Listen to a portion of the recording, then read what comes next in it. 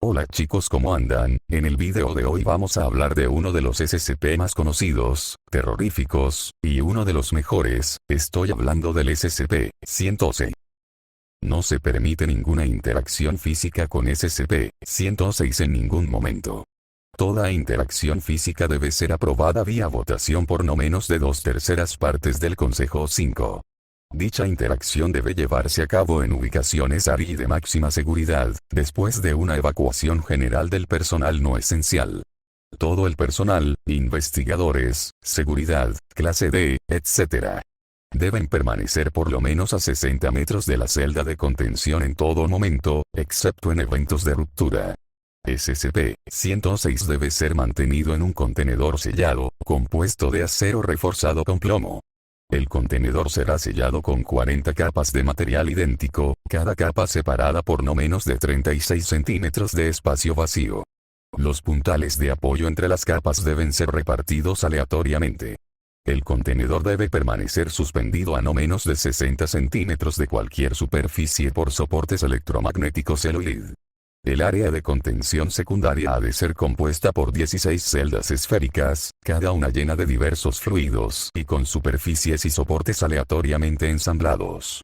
La contención secundaria debe estar equipada con sistemas de luz, capaz de inundar todo el ensamblado con no menos de 80.000 lúmenes de luz al instante, sin intervención humana directa. Ambas áreas de contención deben permanecer bajo vigilancia las 24 horas del día. Cualquier corrosión observada en las superficies de las celdas de contención, miembros del personal, u otras ubicaciones a 200 metros alrededor de SCP-106 deben ser informadas al personal de seguridad del lugar inmediatamente. Cualquier objeto o personal extraviado en SCP-106 debe ser considerado perdido/muerto. No se deben intentar recuperaciones bajo ninguna circunstancia. Nota: la continua investigación y observación demuestran que, cuando se enfrenta a estructuras ensambladas compleja o aleatoriamente, SCP-106 puede ser confundido, mostrando un marcado retraso en la entrada y salida de dicha estructura. SCP-106 también ha mostrado una aversión a la luz directa y repentina. Esto no se manifiesta como un daño físico, pero sí como una rápida salida hacia la dimensión de bolsillo que genera en las superficies sólidas. Estas observaciones, junto con la aversión al plomo y la confusión provocada por los líquidos, han reducido los incidentes generales de escape en un 43%. Las celdas primarias también han sido eficaces en incidentes de recuperación que requieran el protocolo de recuperación. La observación continúa. Descripción: SCP-106 parece ser un humanoide anciano, con un aspecto general de descomposición avanzada.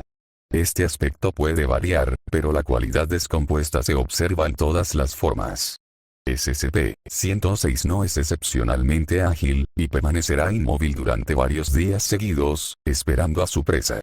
SCP-106 también es capaz de escalar cualquier superficie vertical y puede mantenerse suspendido boca abajo de forma indefinida. Al atacar, SCP-106 intentará incapacitar a la víctima dañando órganos importantes, grupos de músculos o tendones, y a continuación, llevará a su víctima incapacitada a su dimensión de bolsillo. SCP-106 parece preferir presas humanas de entre 10 a 25 años de edad.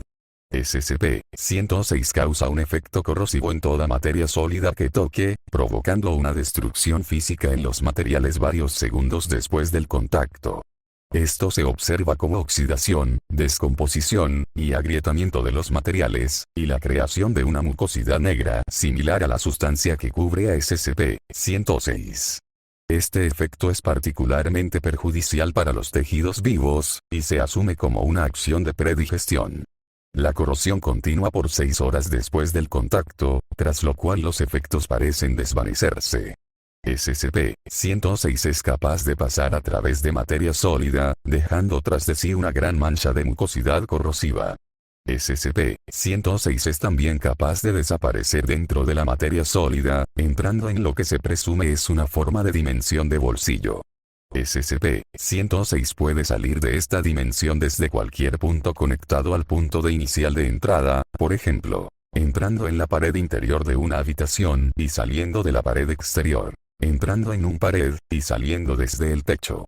No se sabe si este es el punto de origen de SCP-106, o un simple guarida creada por SCP-106. La observación limitada de esta dimensión de bolsillo ha demostrado que se compone principalmente de salas y habitaciones. Esta actividad puede continuar durante días, con algunas víctimas liberadas con el expreso propósito de cazar y recapturar. Protocolo de recuperación. En caso de un evento de ruptura por parte de SCP-106, un humano dentro del rango de 10 a 25 años de edad será preparado para la recuperación, con la cámara de contención siendo reparada y reemplazada para su uso. Cuando la celda esté lista, el señuelo será herido, preferiblemente a través de la rotura de un hueso largo, como el fémur, o el corte de un tendón importante, como por ejemplo el tendón de Aquiles. El señuelo será entonces situado en la celda, y los sonidos emitidos por dicho sujeto serán transmitidos a través del sistema de megafonía del sitio SCP-106. Normalmente comenzará a gravitar hacia el sujeto señuelo dentro de 10 a 15 minutos después de escucharlo. En caso de que SCP-106 no responda a la transmisión inicial, se administrará trauma físico adicional al señuelo en intervalos de 20 minutos hasta que SCP-106 responda. Múltiples señuelos pueden ser usados en caso de brechas mayores. SCP-106 normalmente entrará en un estado de letargo luego de haber acabado con el señuelo.